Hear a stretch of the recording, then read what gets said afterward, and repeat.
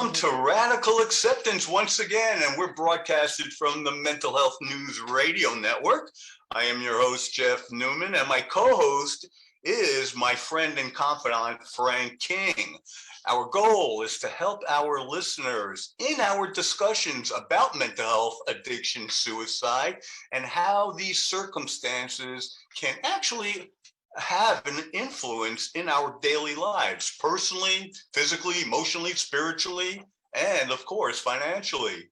Mental illness can be a topic of discussion under this umbrella, along with so many other topics. You'll catch the show and all our other programs by going to mentalnewsradionetwork.com. And we are heard over 180 countries, bringing you an abundance of topics under this umbrella. It has become very, very important to discuss mental health and our incredible guests like we have today, and our advocates, our patients, experts, and yes, regular people like you and I bring with them their personal stories and experiences to do a few things, to educate, to inspire, and create a safe haven to help those living with these conditions. And thank goodness for that. I started this podcast to share my untold story, my truth, and my journey of healing so I can show others it's a safe place and they can do the same. Today, we're going to learn and heal together with our guests, Anaiis, Salles. Anaiis, I am so glad you're here with me on the show. Thank you so much for coming. We actually met, and before the podcast, we said we met on a conference, a webinar called Palooza, and it was hosted by Kimberly Crow. For those who don't know Kimberly, you could search her. She's a fabulous woman, and I'm glad you're here. Thank you for inviting me. I'm glad to be with you today. No, sure. Would you like to tell us a little bit about yourself? Life has been an interesting journey. I got started right away, very curious, very interested in everything, and it has led me to so many wonderful places around the world, meeting so many beautiful people, and it's helped me open to gifts and states of awareness that I would never have imagined as a child. So today I am a health and wellness practitioner. I love what I do, and I've also become a product innovator, and I am very excited about co-hosting Life Beyond Trauma, a burn survivors summit that will happen in April, because what you're talking about, the theme of your show, touches many, many people who have that kind of trauma and who are looking for radical acceptance in our society, because sometimes they will look very different from the rest of us. So this is a good place to have that conversation and to acknowledge that some of us have burns on the outside, some of us have burns on the inside. Yeah, I love what you said. And what comes to mind as a starting question, if you don't mind, is what do you think the biggest challenges are with radical acceptance, if, let's say, we were to look at your lived experiences, and maybe you know of other people's living experiences with trauma, with depression, with anxiety, with stress, with excitement, with success, because it doesn't always have to be on the negative side, right? You and I are successful, right, in many ways. Yeah. So how does radical acceptance for you and for our listeners, how does that come into play? Radical acceptance for me has been about being offered the opportunity to let go of control, to choose to take that opportunity, and then to be led through what is on the other side of letting go of control and dropping into my heart and just trusting that there's a really big story that I'm a part of. And that Mm. story was here before I came, and it'll be here after I left. So I might as well just relax and say yes and be present every moment to what shows up. Wow. You know, you used the word control, and you used it in such a great context, because I'm thinking of the Serenity Prayer when you say that. And I think a lot of people are familiar with the Serenity Prayer. I don't know it like verbatimly, but it's, you know, you have control only of the things that how does that go? I mean, do you know the Serenity Prayer? I'm going to look that up. You talk about radical acceptance a little more. Okay, you look that up. Yeah. I want to say it Remember, right. okay, remember something about the things that I can change and grant me the serenity, the There you things that go. I can't change. And I like to go one level deeper and talk about control, because our desire for change is rooted in control, whereas a desire and an acceptance, a radical acceptance of life, opens to transformation that lets go. Right. Okay, so I got it here. I want everyone to know this. And they could have Googled it while I was Googling it. It says, grant me the serenity to accept the things I cannot change, the courage to change the things that I can, and the wisdom to know the difference. You know, And that's there Bam you is go. right. That Bam is right. I mean, I could use that Serenity Prayer for my untold story, which a lot of the listeners do not know of.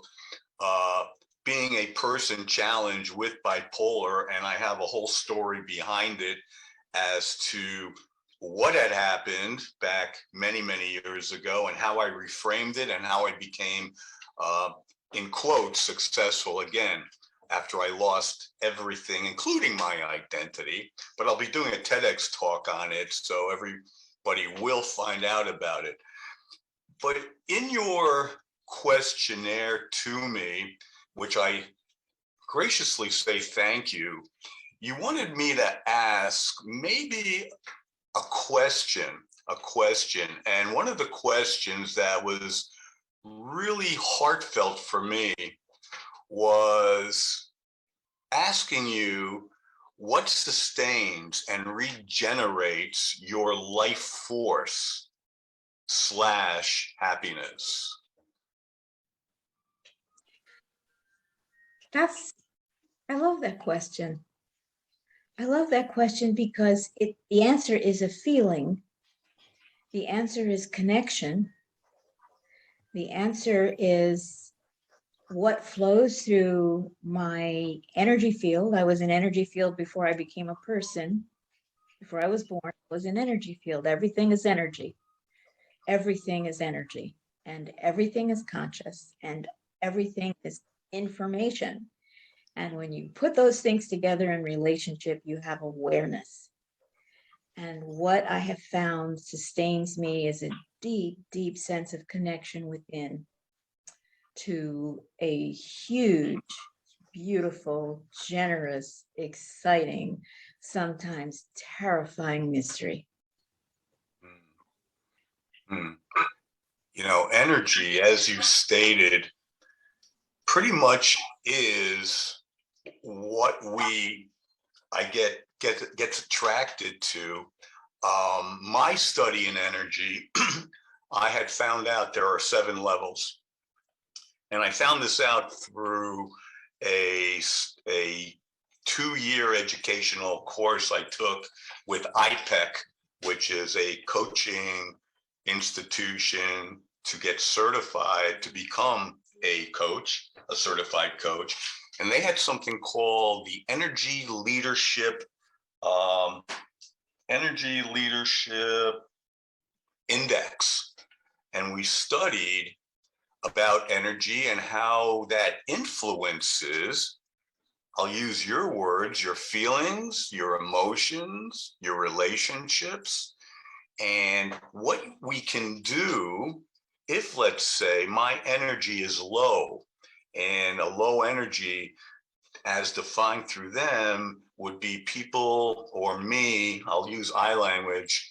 When I'm in the low energy, I become arrogant, disgusted, I become self-absorbed, I'm not contributing, I'm not growing, and I'm at a very low state. Even my physiology is slouched over, my breathing, my eye contact is looking at the floor. It's almost like a description of depression when you have, or when I have low energy.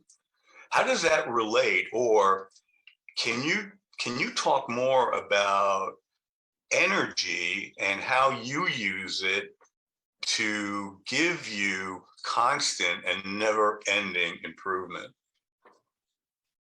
That's a really, really great topic. We could spend the rest of our time together exploring that. For me, as an energy practitioner, there are actually 15 dimensional layers of energy that every human being is walking around inside of, and they have usually no idea. And what you described as perhaps depression, but you're feeling low energy and you're going through all these difficult emotions, perhaps you're not quite sure how to move yourself through that. For me, those all come under one umbrella, which I call a system of separation. And whenever we're in any one of the states that you described, we have come into separation. And generally, that begins with separation from our source connection and then separation from ourselves. And then it spins out from there. Then we become confused and lost and sometimes trapped in a state of separation that closes off our fluid, flowing, beautiful emotions, separates us from joy, separates us from healthy anger, separates us from knowing it's time to take a time out and just rest and regenerate. Mm. So all of the things that you describe, I call, they're part of a system of separation. Is energetic. We are living. I want to share this with you because I think, this is why we're talking. The system of separation that we're in at this time, especially highlighted by the pandemic, Mm-hmm. is it's so pervasive now because of technology that it is in the air that we breathe, the food that we eat, it is in the water that we drink, it is in the land that we walk on. So if you, the simple, humble, beautiful human being, is trying to get through the day, Mm-hmm. through all of that, I really recommend having all 15 of your full dimensional self wide awake, available, and in a state of radical acceptance of who you really are. So do you think radical acceptance would be the catalyst to start anything if you want to maybe challenge yourself to not change? I don't know if I like the word change for me. I like to transform. Transform for me, I don't know. I think of a butterfly, I think of a cocoon and a caterpillar and a butterfly, and that's transforming, and it's also changing. But a transforming for me is it's more enticing for me to transform. But to stay on the topic of energy, because I've spoken to many people, and a lot of my friends, they too have studied energy, and we're all together. My inner soul and who I am, besides me taking control of that, is my environment and the people I surround myself with and the books I read and individuals like yourself who come on to a podcast. You are why I am here today, is because of the energy that brought you here. This is not a fluke, I don't think, even though we met at a conference last month or a month and a half ago, and you were just kind enough to register for the podcast.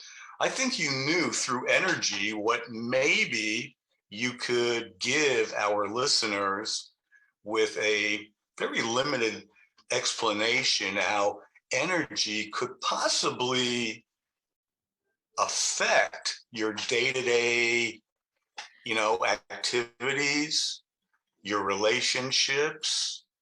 If you're not in a relationship, possibly how to maybe seek out a relationship that would work through energy. The happy forces that bring results to fruition. So what else can you maybe tell us in regards?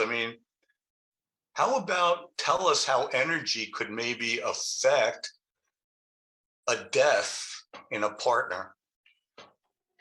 I've been through that.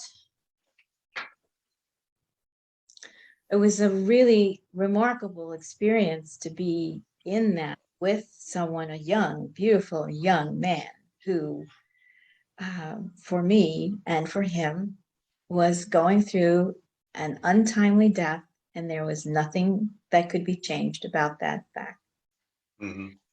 And so at the time of his passing, we weren't able to be physically together because I had just come back from traveling outside of the country in Europe teaching. He had come back to Philadelphia, where we were both raised. We didn't meet here, but we met out west. He'd come back to visit his family. And he was on his way back to San Diego to pick me up from the airport. And he didn't make the flight because he fell ill. Mm-hmm. His parents, his family took him immediately to the hospital. He had severe abdominal pain. I thought he might have had a bowel obstruction. He had Crohn's disease. We took him into emergency surgery, and he was full of tumors, some as big as grapefruit. And so I knew that. Because when he didn't meet me at the airport, I knew something was terribly wrong. And so I went into a state of quiet meditation and asking and tuning in my energy to his energy. What is happening? What is happening? It was 2 days before I could reach a member of his family in Philadelphia and to learn that what I had been shown in the meditation was in fact what was happening, that he was in the dying process. And I would not get there in time. I wouldn't be able to get a flight at short notice across the country to get, no. And so I could feel where he was going and how he was going. And I went back into meditation, an energy exchange. And I sat quietly with him, and I was with him energetically when he took his last breath. I was with him. I knew the moment he died. And yeah, so energy doesn't function in, you bring it down several levels and it will operate in time and space, but energy exists independent of time and space. Let me ask you this. I'm really sorry that you had to go through that with a loved one. Who do you think you were when that happened?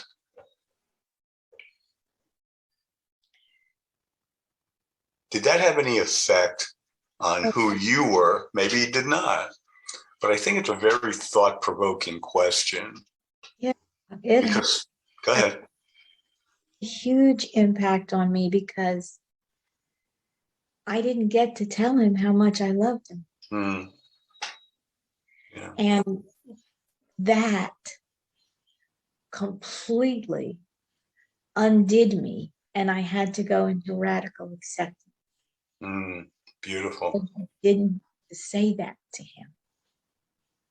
Right. It was devastating. So what I'm hearing is what keeps you going is, I'll just repeat what you just said, is your radical acceptance of, I guess, the circumstances. Maybe it's not really what's happening to me, and I'll use me as the example. It's not what's happening, maybe like a loss of a loving friend. It's the meanings I'm giving it at that particular time. So who am I becoming at that particular time? And it's a great feeling to go through, I think, because it's almost like a transformation. If you Oh, could, if you can look, definitely. if you can look at that, and so much energy is used to do that. Oh my gosh, to radically accept something in your situation from your education could only take up an enormous amount of energy in yourself. I don't know what level or percentage wise, how much energy that takes for you to have managed that situation, which is powerful. I didn't manage it. I was just in it. You were in it, right? Exactly. Okay. That's the transformation. It's Yeah. like there was no way to manage that. Right, exactly. I'm glad you corrected that word. That is, for me, that's coming out of the chrysalis. That's the butterfly. That's like, boom. Now I fly because I have no other choice. I Oh, have the okay, so you fly, and this is a great question then. What recharges your batteries? What is that impetus? What is that force to recharge? Because we have listeners now listening who may be going through a similar story. The stories are different, but the emotions are the same. And they may not be recharged, or maybe they're stuck because of whatever energy they're at. Oh, it takes a lot of energy to go into what is not acceptance. It takes huge amounts of energy to fight, to deny, to try to manage, to try to regain control, when the moment is inviting you to gain more energy by just dropping into your heart and into love. Big or small, microscopic or gigantic. That's what opens up possibility of regaining the connection. Right. It's Right. the connection, Jeff. Yeah. It reminds me of like communication. When you use the word connection, and I'll tell you why. And this goes to public speaking. It's a little, I'm going off tangent a little bit, but I just want to make it the analogy that we as human beings know how to communicate. We're communicating all day long. We're communicating now, you and I. But how many of us connect when we communicate? And connection, as you state, is a powerful, it's almost like it's the vehicle, I think, to maybe get the energy that you're talking about to a different level, in a sense. Yes, So, I right? agree with that. And it's not, it could be ecstatically joyful. I reached a place of ecstasy in this experience after a period of time, because I really became aware that he and I were still connected. Mm-hmm. And it can be so painful, so uncomfortable, Mm-hmm. that you do approach a space of, what is it like to be in so much pain that to take the next breath may not be something that you are sure you want to do. Mm-hmm. that I'm sure some of your listeners know that space. Maybe you yourself know it, Mm-hmm. where you just the nanoparticle space between I am and I will not. And the difference is will. And that's the control piece. We all have will, we all have free will, ha ha ha. You Right. know, and so you use it any way you want. That's what it is. And then coming into that place, that's why the name of your podcast is so powerful, because the radical acceptance is accepting even coming to that brink. And I've been there. I've been there in other circumstances where it's like, Oh, yeah. do I want to take this next breath? Do I? Mm-hmm. Because I have free will. I don't have to. Right? And so the energy transformation that is available in that moment, I promise you, it's beyond description. It's stunning. It's powerful, gentle.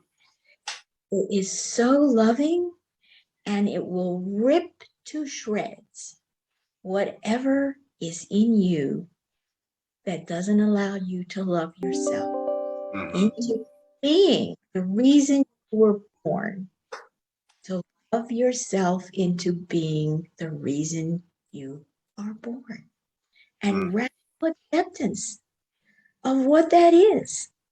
Mm-hmm. It's stunning, but I'll tell you, it's not for sissies.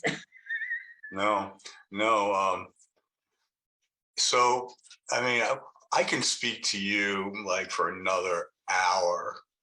I really can. You are so easy to speak with, and the listeners, if they're listening to this point, are probably thinking about a lot of questions that maybe they want to ask themselves or even you directly. I want to ask you just one last question Sure. on a high note. What makes you laugh? Oh my goodness. All kinds of things absolutely crack me up. And I'm never sure what that's going to be, because the human predicament when you come into radical acceptance is hilarious.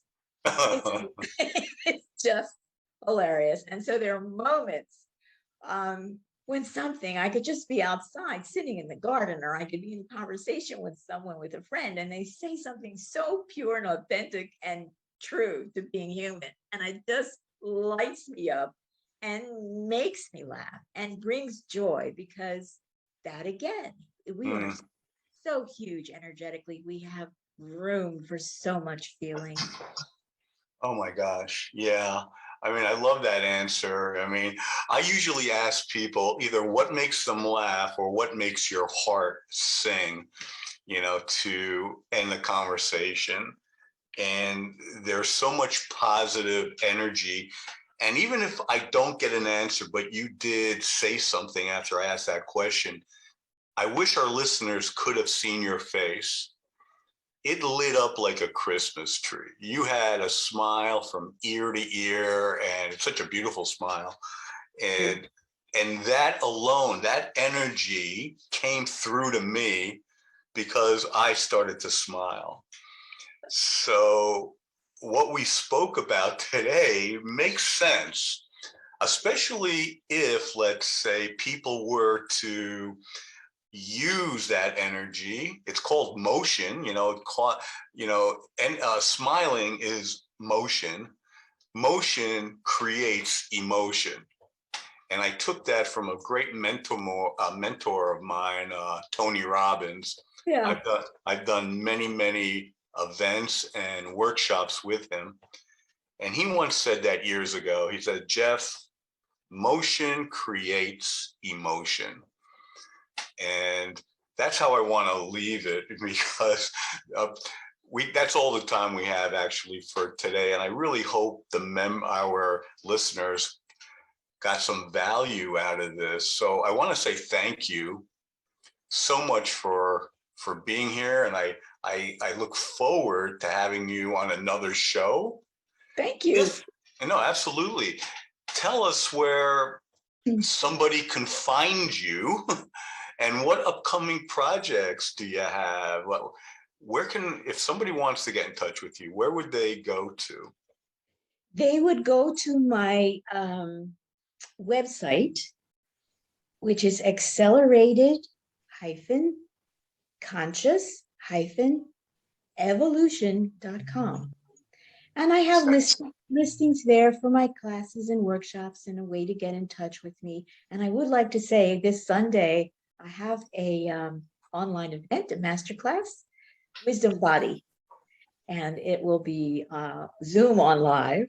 And if someone is interested in that, they can just find me on Facebook. I'm Anaiis Salles on Facebook. Instant message me that you might like to attend that masterclass. It's an hour and a half. And Jeff, I talk energy, the human experience, how it works, and the muddle that we're in right now that we're all going to want to get out of after 2 years. No, absolutely. Yeah, and also I'm going to put together in the show notes all your contact information as well. So when viewers or listeners come to the podcast, they will have all that information. To our listeners, I want to say thank you so much for tuning in to Radical Acceptance. Again, my name is Jeff Newman, and I'll leave you with this one thought.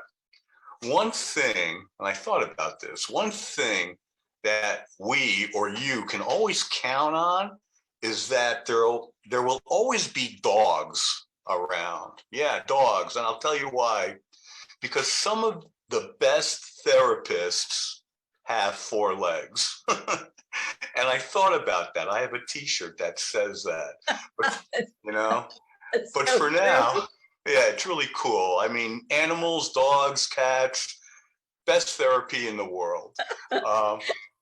But for now, check us out again and other shows on the Mental Health News Radio Network station.com, obviously.